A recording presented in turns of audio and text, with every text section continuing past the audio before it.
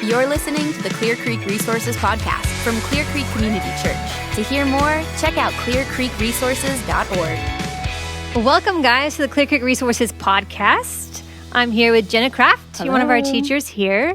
And you've been here before. Thanks for coming back. Yes, good to be here. Yeah, and Yancey Arrington, which I don't know, what do you do here? I don't know still. It's been a while, but 25 years, I'm still trying to figure out what I do here. Maybe a little bit of teaching pastor is what I think Yancey my role Arrington, is. our teaching pastor. Thank you guys both so much for being here. I appreciate welcome. it. Thanks for letting me be here. So we're in this sermon series called Asking for a Friend, right? Yep. And we're asking big questions, just big questions a lot of people have asked really forever about faith and philosophy. And you guys are answering those questions for us, and it's been awesome. It has been awesome. Yeah. Good. And so on this podcast, we really just wanted to sort of go, okay, so we're receiving the answers to some of these big questions. What happens when someone asks us those questions as followers of Jesus? Yeah. How do we be the ones who answer some of these questions? And so we're just going to sort of talk through not answers to everything, but how do we even engage in those conversations?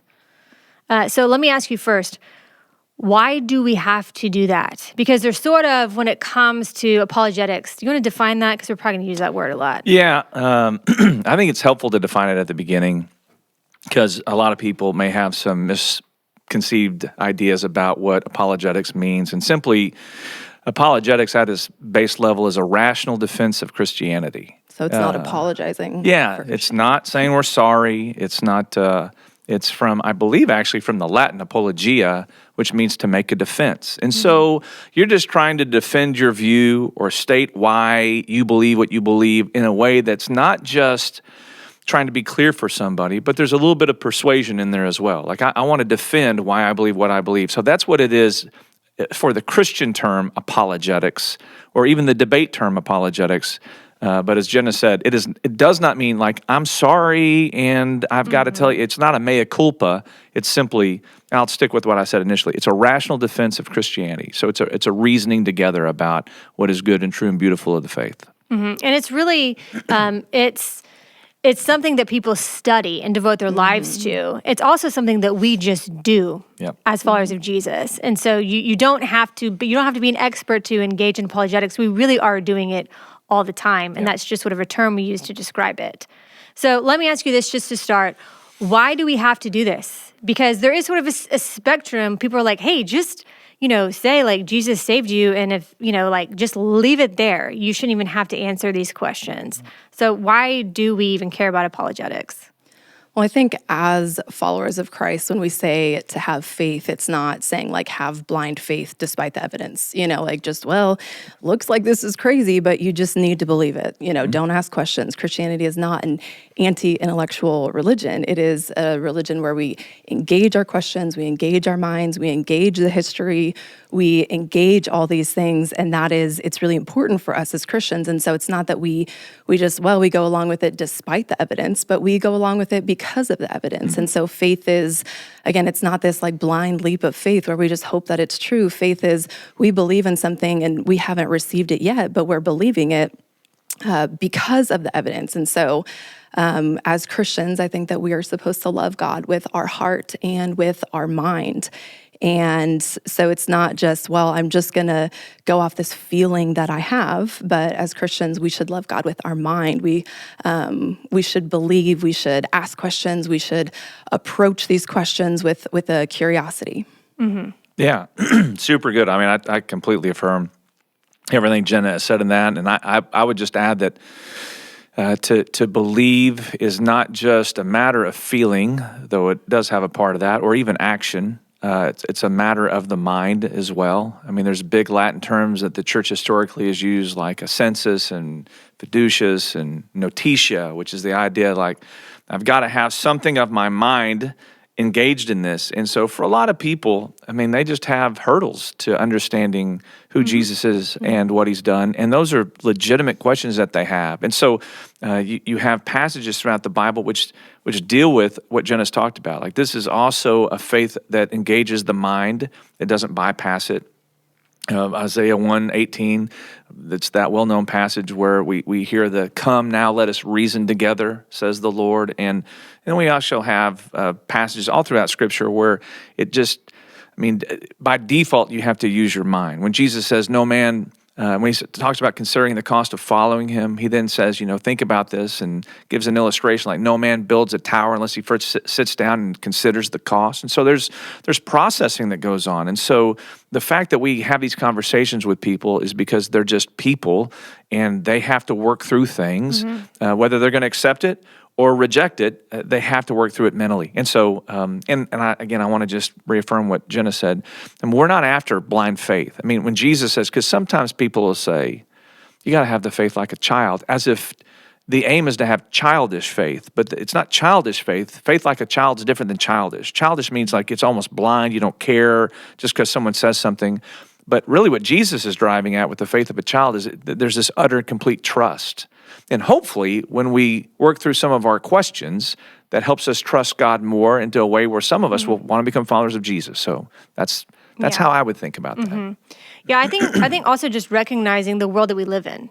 Our culture is such that there's a lot of skepticism. Sure. There's a lot of information. It's very, there's lots of different philosophies and religions. And so just understanding that we aren't in a place where we can necessarily just preach the gospel to people. Sure. They really maybe need a groundwork. And thinking about apologetics as a groundwork. It's a groundwork that then gets you to the evangelism, to being able to invite people into the gospel. Yeah.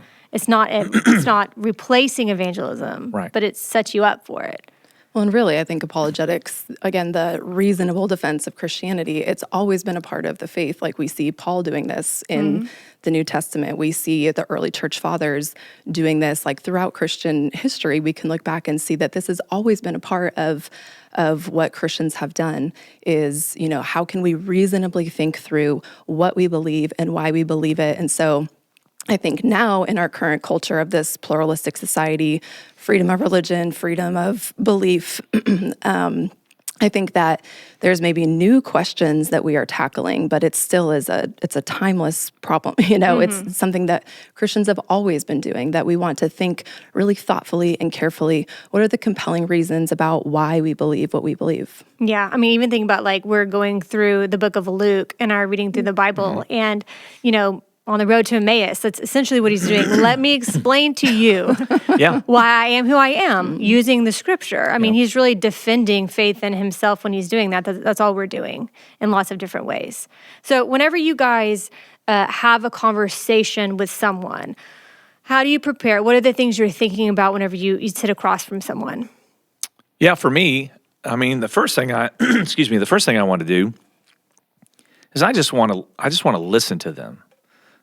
There's really not a lot of prep I'm doing. When I have people on my top 5 that come from all different kinds of backgrounds, I'm trying to figure out, not just what they're saying, but why they're saying it. So I want to get under the hood, and I can't do that any other way outside of listening to them. So I'm asking a lot of questions of them. So for me, that's how I prepare. Is I just want to know where they're coming from.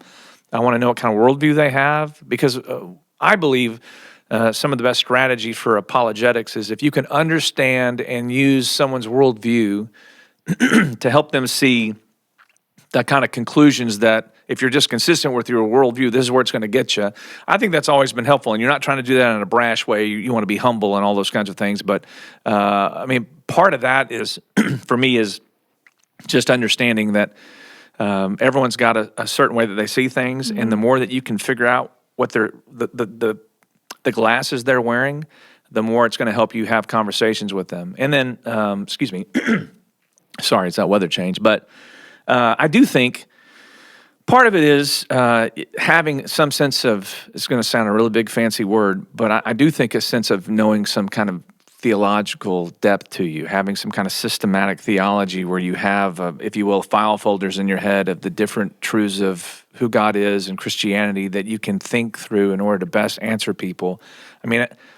I think for the people like I just listen to them and I just respond is not usually as helpful. Like there's a work that needs to be done, and I think the Bible calls us to that kind of work. Be prepared to give a reason for the hope that you have. So I think there's theological preparation with that. I think there's it's learning the Bible well. It's knowing the theology of Christianity well. So I got to know this well, but I also need to know the people well. And when I can do those two, loving, humble. When I can do those two things, then I feel like I can be fairly effective. I mean, by the Lord's grace, I feel like that makes me more effective because I know what to listen for, and I now know how to interpret that. And so that's part of how I would do that. Well, I think one thing you said that it made me think about, you said know your audience. And so that's a personal relational thing, which is super important. Yeah. It's also just more like a culturally relevant thing too, because, again, in Acts, you see Peter preaching and giving a defense, and you see Paul doing it later in Acts, and Peter is talking to a Jewish audience,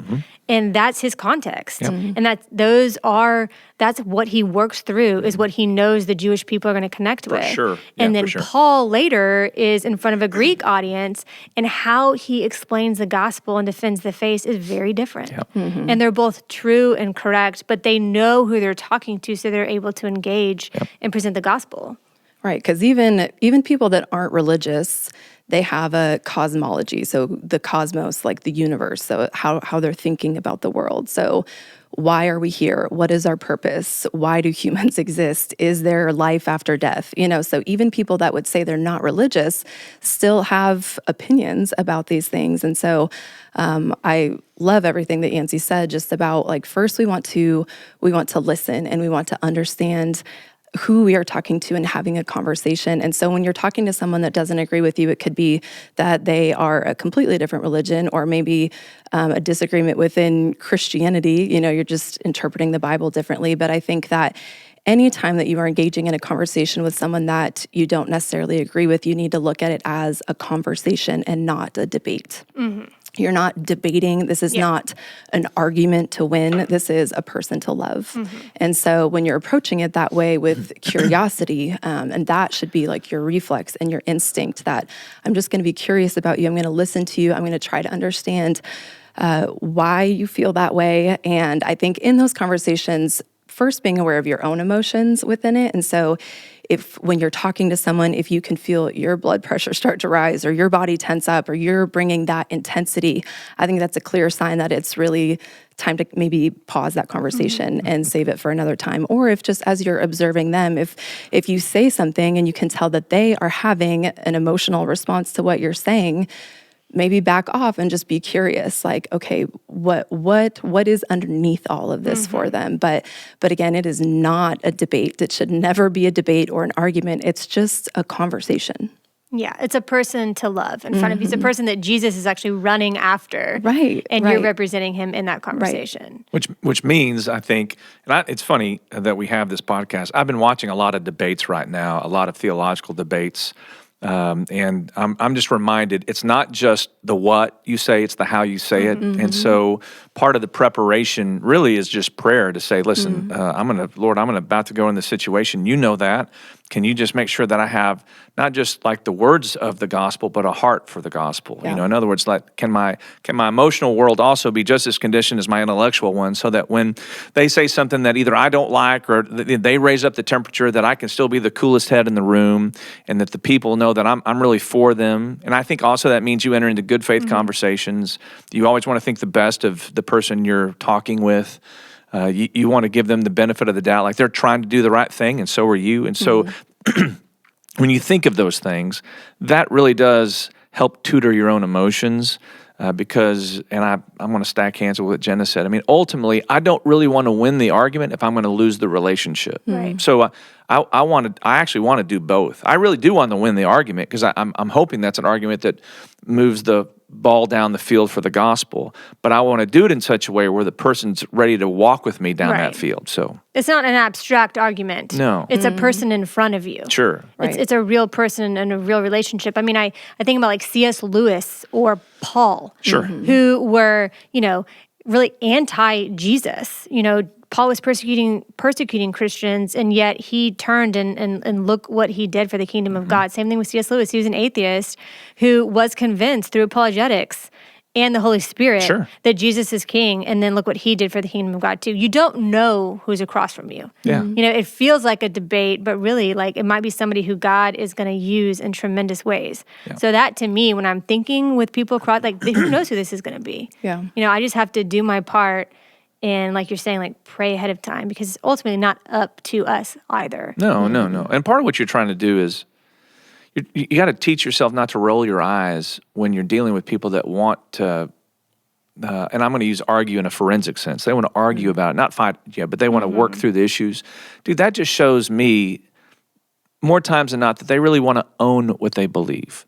You know, they don't want to just something handed to them, and they don't want to believe it just because you told them that. And I don't like to, I want to be the person, like I consider myself someone who tries to own their beliefs. I don't want them on loan anymore. I want them to be mine. So I want to think well and deeply through all of them. And so when I find someone that pushes back, even if they're not, even if they push back in a way that's almost like, oh, that seemed like there's a little heat behind that, I want to keep telling myself, hey, this person's serious. At least it seems like they're serious about what they believe. And so that's the kind of stuff where it's like, oh, don't roll your eyes at that. Yeah, this is great. This is what you want, because if the Lord would so have it where they get guided to faith and they believe upon Jesus and become a follower, they're going to hopefully believe that all the more deeply. And it doesn't mean that we won't have questions or challenges in the future about what we believe or the things we struggle with, but it feels like they'll be more easily to commit because they've considered what the tower cost to build. That's all. So what if you're in the middle of these conversations and you really do not have a good answer, or you're leading someone and you don't have a good answer, or you're with someone who's challenging, whatever it is, what do you do then? Well, you won't have all the answers. I think if you're going into it again, like, this is a debate that I'm trying to win, those are the wrong expectations. I think if you go into the expectations of, like, this is a conversation that I'm going to be really curious about, and then it's like, okay, I might not know all the answers, but I can learn. And so if someone asks you something that you don't know the answer to, you can say, wow, I've never really thought about it that way. That's interesting. Let me look it up, and then we can maybe continue this conversation. But I think, again, going into it with the expectation, this is not a debate, this is a conversation, and then you don't have the expectation of needing to have all of the answers. But I think that there is a way that these kind of conversations can really sharpen our own faith, that it can challenge us to think through things differently and to think about, okay, why do I believe what I believe? Why do I think that this is true? And so in a sense of not letting it discourage us when we don't know the answers, but letting it encourage us to want to sharpen our faith, to want to dig in deeper, to want to engage those questions. Yeah, I love that. I think that's so important. It's a community conversation. Like, no one has to feel responsible to have all the answers. That's why we're a family and we walk in all of these conversations together. It is okay to say, I don't know, but I know other people who do. Let's walk in this together. So I think, like you're saying, if it's not a debate, it's a relationship and a conversation, then there's all this opportunity to do more. No, I just make stuff up. I just make stuff up. I just make it up and sound really confident, and they just go, somewhere okay. in Malachi. No, I tell you that I think people are tempted to do that, and that's where you're just handing yourself your own rope to hang yourself with, because it's going to come back and bite you. And there's probably been times in my younger days of my following Jesus where I would just do something like that, because I'm like, well, surely it's got to be this, so I'm going to say this. And as I've grown, I really appreciate what Jenna has said about this, because I agree wholeheartedly. I actually I kind of don't like it, and I like it. I don't like, in the moment, them asking me a question I don't know the answer to, because I want to be helpful. But after that's over, I actually love the question, because it drives me to want to know what the answer is. Yeah. And so often the way I do that is it's not the question I don't know that drives me to work and study the way I want to dialogue with people. It's hearing the opponent's objections. It's not even the questions, they're objections, or that they feel so strongly about. Like, I'm like, well, they say that Christianity actually says this. I'm like, well, does it really say that? And so then that's where I start to go off. And so I say always, that's probably not fair.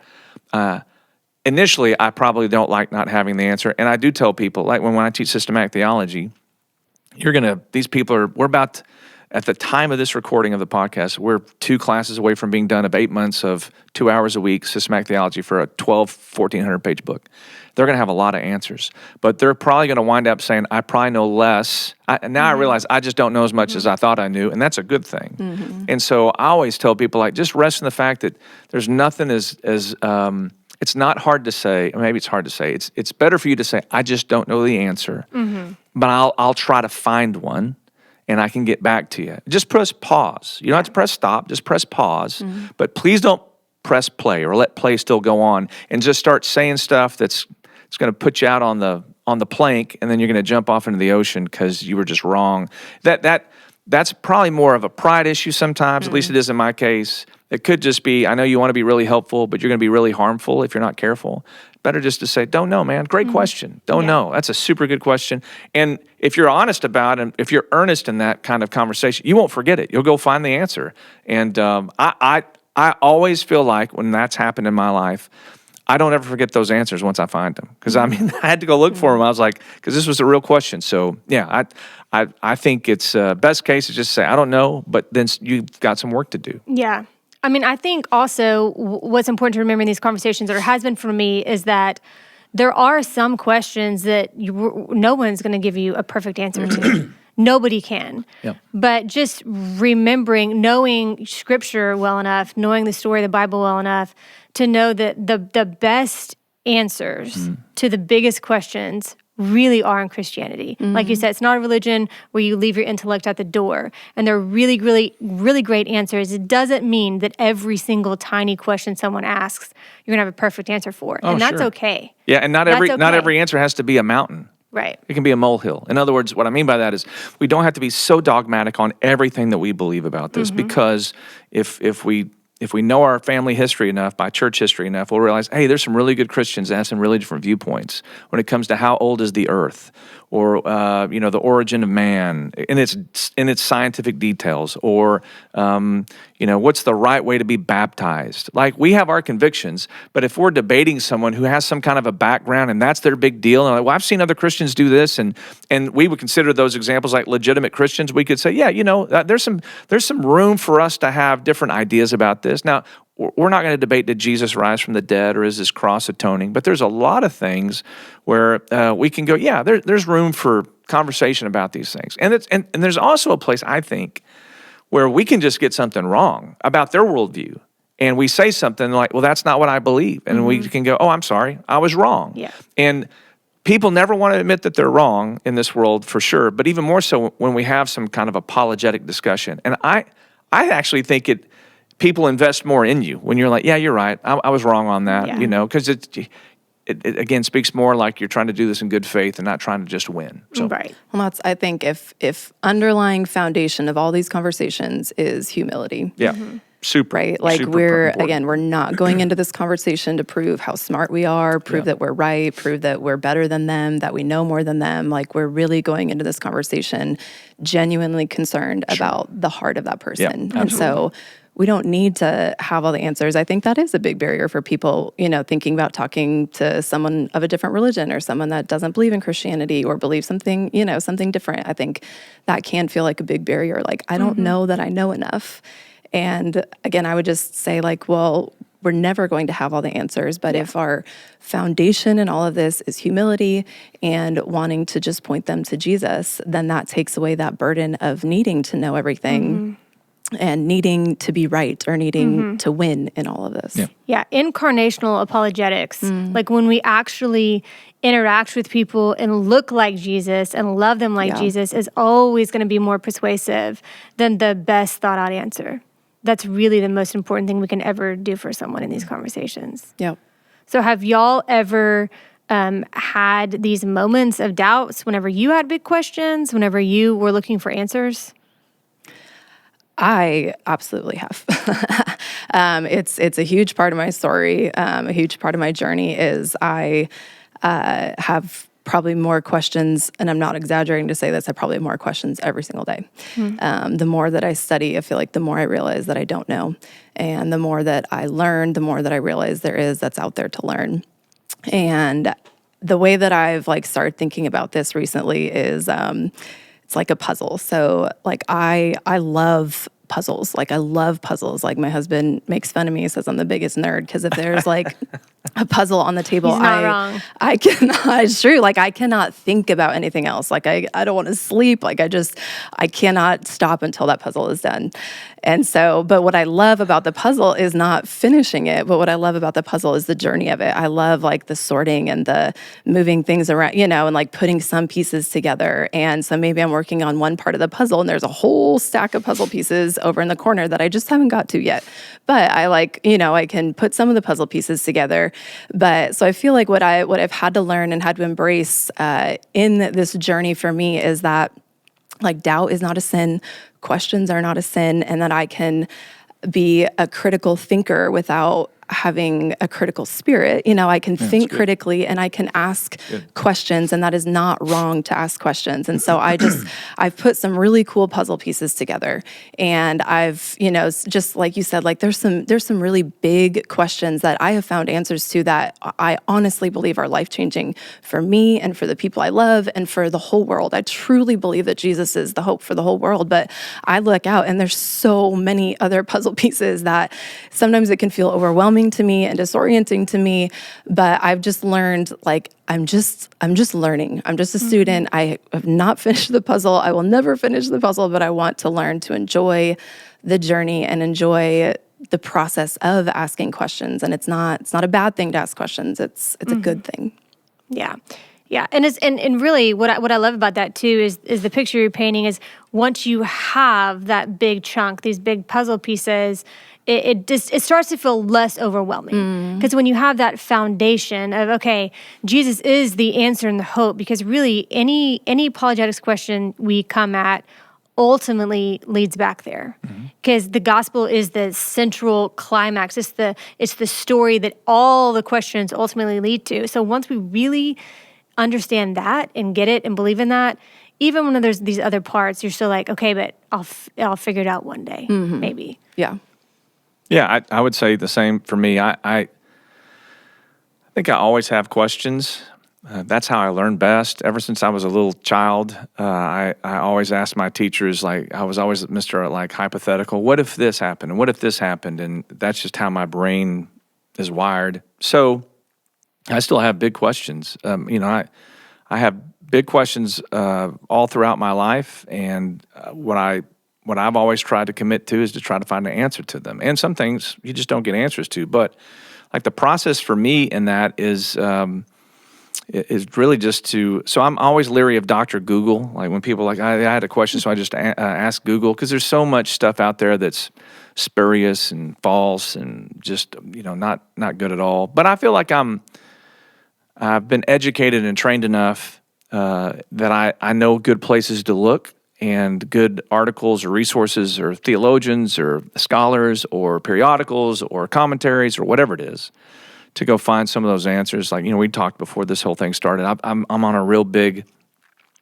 kick on the historical development of Christian theology over the last 2,000 years, and with some pretty thick books, because I have a lot of questions that I still don't know if I have all the answers to, or a lot of the answers to, and I can't. It's the puzzle for me right now. I can't stop. I can't put it down. So, but I'm learning a lot, and even that's catalytic for not just what I think, but how I believe. And so, I've just never been fearful of those things, because I think all truth is God's truth, and so I'm trying to run headlong in the places where my heart and head have questions, and for the most part, I think the Lord rewards that. So that's how I've gone about finding answers to those questions, and still being open-minded to realize that we may learn things in the future that I may have to change, and sure enough, I haven't seen everything out there, so I hope that gives me a humble disposition about learning, instead of like, oh, everything I've learned, I'm just going to leverage it against my opponent because they don't know what I've known, and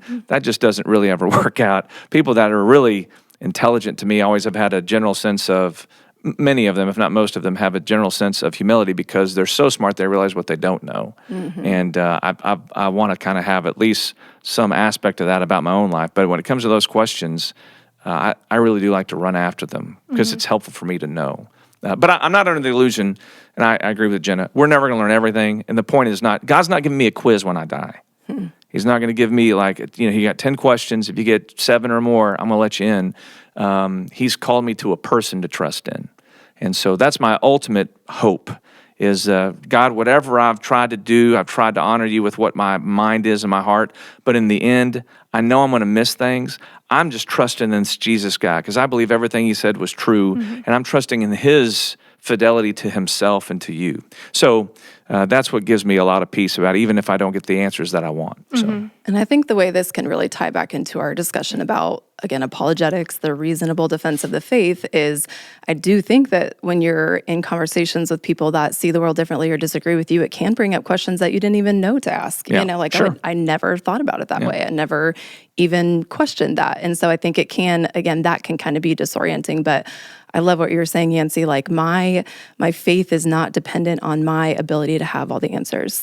If I have questions, if I have doubts, it's not a determination of my salvation or whether I'm loved by God or if I'm really saved. Like just because I don't have all of the answers, it doesn't mean that I'm any less loved by God or I'm less spiritual or less smart even. It's just that we're all students and we're all on this journey. Like my kids are all in elementary school, and it's been really fun watching them learn and grow. And particularly, like I was thinking about this the other day in math. Like it's fun to watch the journey of math when they're little, you're literally just teaching them to identify numbers, right? What the numbers are. And then you're teaching them what order the numbers go in. And then you're teaching them when you put those numbers together, what does that make? And so you really see this progress, this development of learning.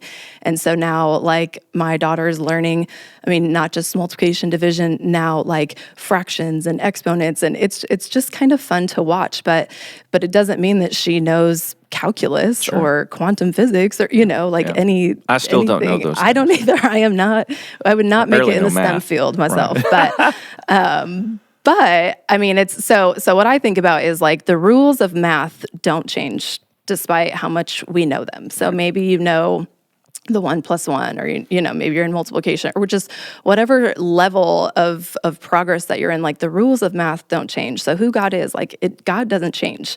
The truth of who God is not going to change despite how much I understand it, right? Like God does not change, but there should be joy in the journey, and there should be a desire to know more and a desire to progress in that. And again, not that we have to have it all together and there's like an expectation of knowing it all and having all the answers, but there should be a desire to know more and to know more of who God is and how wonderful he is and everything that he has done for me personally, but also like for the whole world. And so the goal, again, is not perfection, but to have joy in the progress of it. Yeah. And you're really speaking to your journey and like how we feel when we have big questions. But that also translates to when we're having conversations with other people, we want to get them to a place where they are there too, where they do understand that it really is Jesus who rescued them and who is their Lord and Savior, and then walk with them through all the other questions. Like to not be like, oh, if you don't, you can't ask these questions. You have to give everyone else the same grace that you show yourself with these questions. Yeah. And 1 Peter 3:15, Peter says, "But in your hearts, set apart Christ as Lord. Always be prepared to give an answer to everyone who asks you to give a reason for the hope that you have."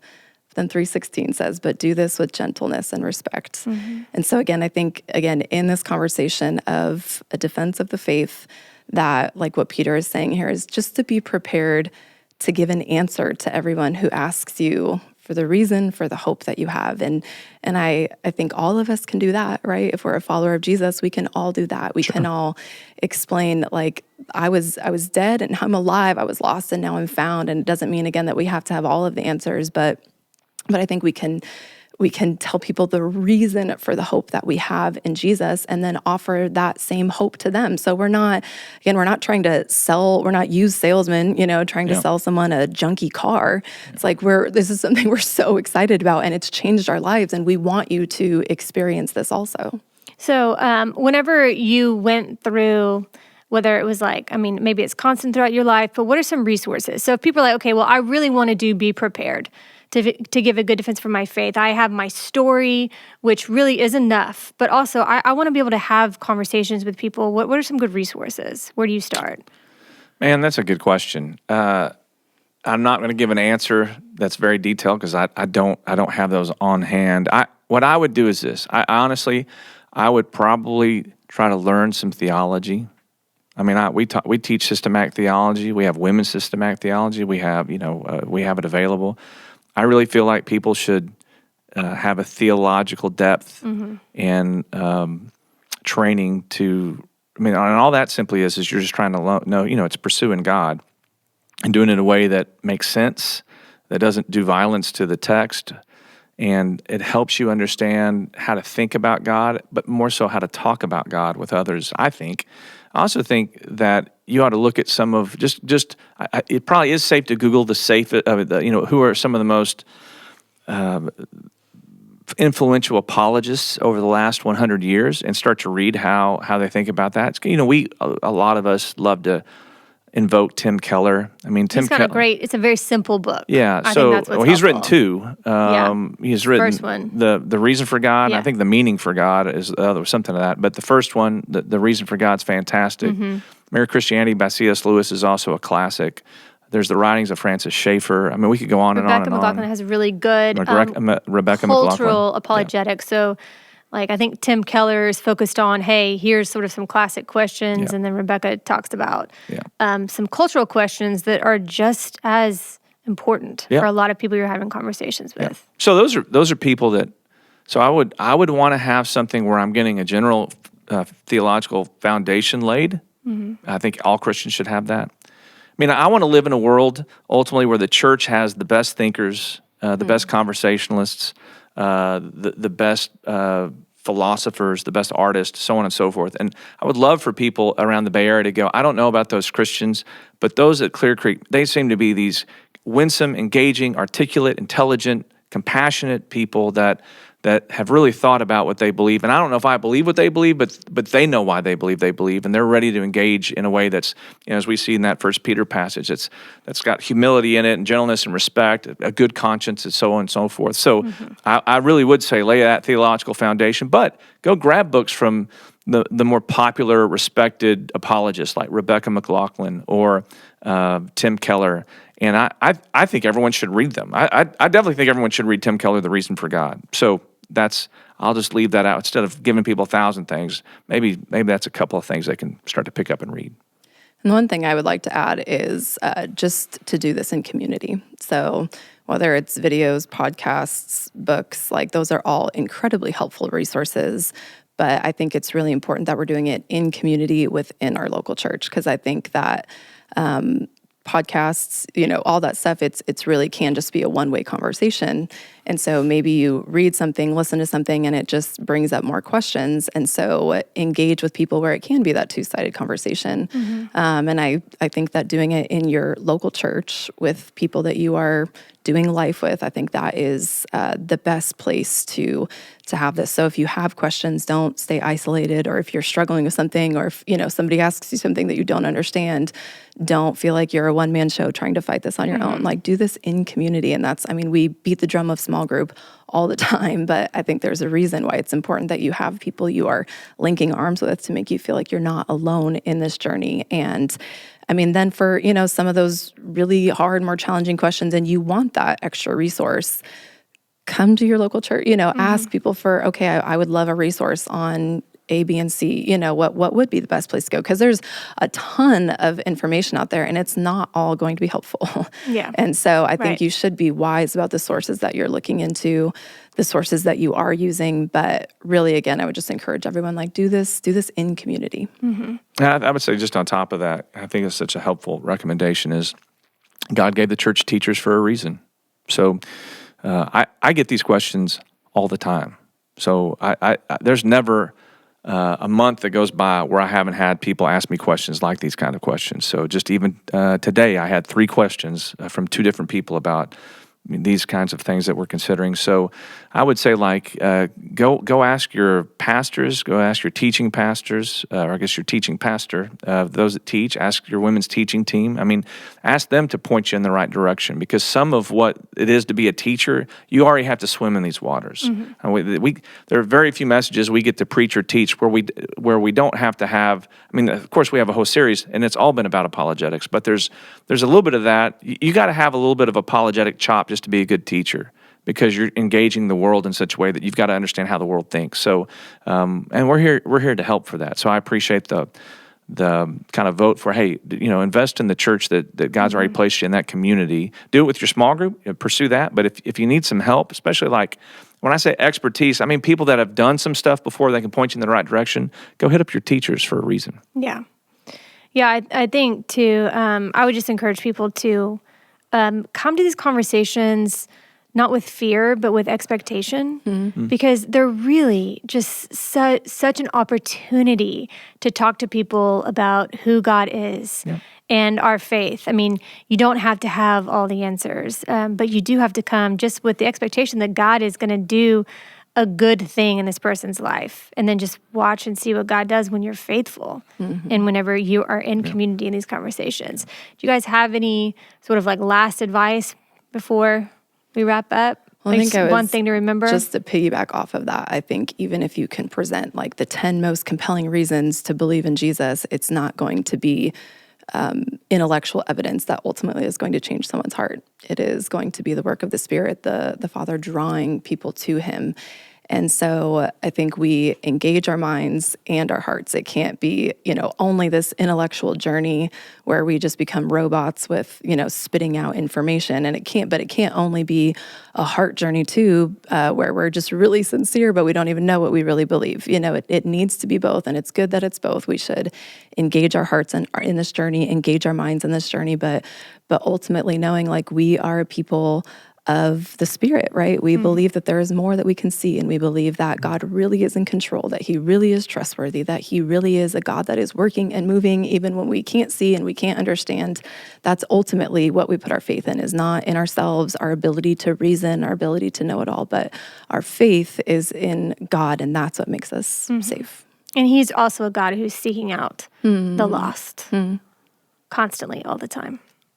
Yeah, I would agree with all that, and just add that, and maybe just to reiterate what we've said, to me, the most important things are you need to be truthful and give people truth, but do it in a gracious way. Yeah. So maybe like here's the truth that I want to deliver, or the arguments I want to make, or the principles I want to stand for, and I want that framed by a loving, gracious disposition, which all of it bathed in prayer to say, Lord, it really doesn't matter what I do here if you're not involved with this. And so I want you to work in ways, even if it's in spite of me sometimes. I might flub the line, I might say the wrong thing, but if the Holy Spirit's working in someone's heart, He can overcome any of our idiosyncrasies, our infallibilities. And so I'm just trying to be, I want to be honest and truthful with people, because I always felt like that people honor that. I'm not trying to shine something or make something say that it's not saying, or vice versa.